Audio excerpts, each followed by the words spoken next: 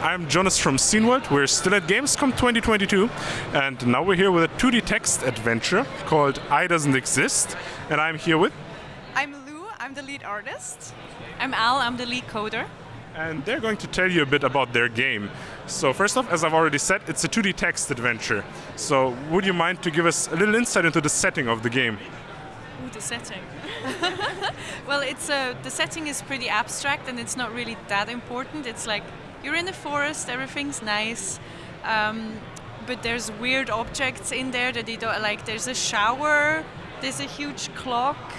A mushroom that talks. A mushroom that talks, yeah. I mean, and you just have an avatar in there, and you can explore. Okay, then you start exploring. And what's our aim in the game? What are we trying to accomplish? So you basically wake up in a dark cave, and all you find is a note on a safe. And the note reads that there is a key in the safe for the door, and that's basically all you know to start off with. And you really want to get out of the door. You the note. Really want to get out. Yes. Okay, yeah, understandable. If I was stuck at a place that I don't know and I just had a door and a safe door, you said? And a safe, there's a key and the keys for the door. Yeah, okay. And if I only had like limited resources, I'd also want to get far away from there. Also, your own avatar looks a bit spooky, a bit, not spooky, but a bit, yeah, how do I phrase it? It doesn't have many characteristics. It could be anything, anyone. Is that intentional design? Is it part of the story? It's part of the story in a way that we really want to make the players able to identify themselves with the avatar, because sorry. It is intentional because we want to make sure that all kinds of players can identify themselves with the avatar, so we wanted to make it as nondescript as possible. We did give it a bit of characteristics with like the way they walk and stuff. It's not like super chipper and happy, which might, tell you something about the general mood, but yeah. So, coming to the gameplay, like it's a text adventure, so there's not that much mechanical gameplay that you could expect from another game. You are not going to have jump and run mechanics, obviously, as it's a text adventure. I've seen you use a go to and talk to command. So we're talking about classic text adventure interactions, or is there some special interactions that you want to talk about? So we are using an AI, which allows you to use a multitude of words, basically. So you can say go to or walk to, run to, whatever you want, and this way we make it a little bit more accessible for young players or just players that never played a text adventure, basically. Because in old text adventures you always had those words you had to use. The really, really specific way you had to phrase something, right, that got frustrating sometimes, or it was almost a puzzle in and of itself. So we wanted to kind of get around that with the AI. We still write all of the texts ourselves because we still want to be the authors of our own story.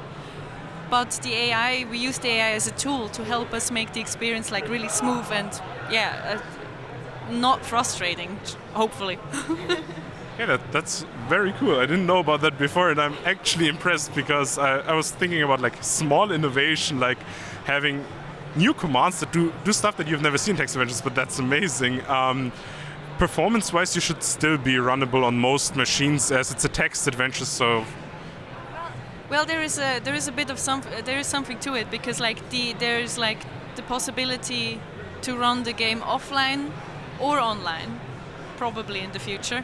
And so if you run it offline, the AI has to run on your computer. So that does take a little bit of RAM, to get it to work. But it's really not the worst ever. Like, it might be more intense than your classical Zork, but there's more bits, as you can see.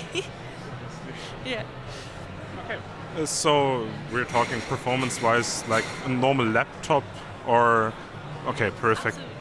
So I'd assume you're also planning on a Steam Deck release someday, maybe?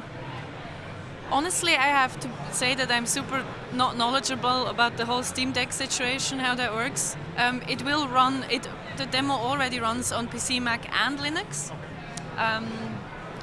We hope it can run. I mean, you do need to be able to enter the text, but because we also maybe we'll have a Switch port at some point. Maybe. We do have to think about a way of making sure the players can still express themselves and choose their own way of interacting with the text without a keyboard. But we're gonna work on that. Okay. Sounds interesting, but I assume you don't have that much detail on that topic yet. Okay. So going further into it, it has a really, let's call it cute art style considering the setting.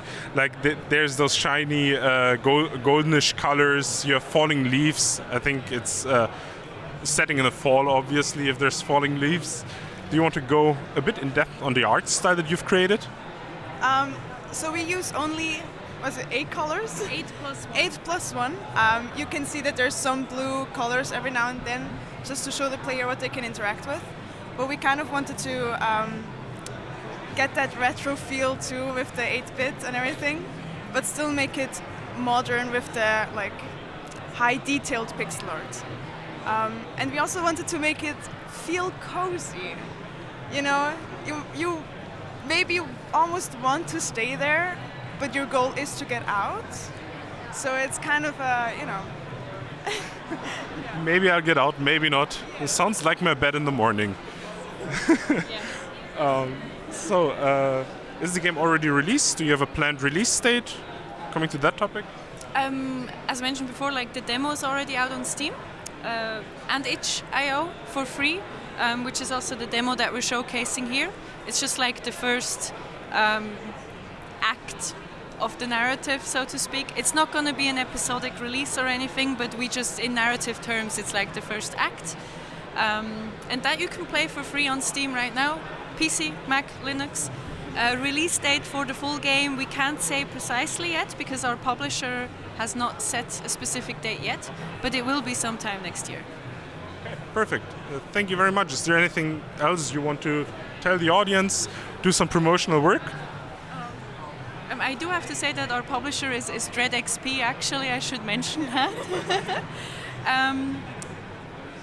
Yeah, I think our game is really a game that you will be able to play on a cozy evening on the couch with your laptop, with a cup of tea or a glass of wine if you'd like, and have a little existential crisis with, you know. Perfect. Sounds amazing. Thank you for your time and have a nice rest of Gamescom.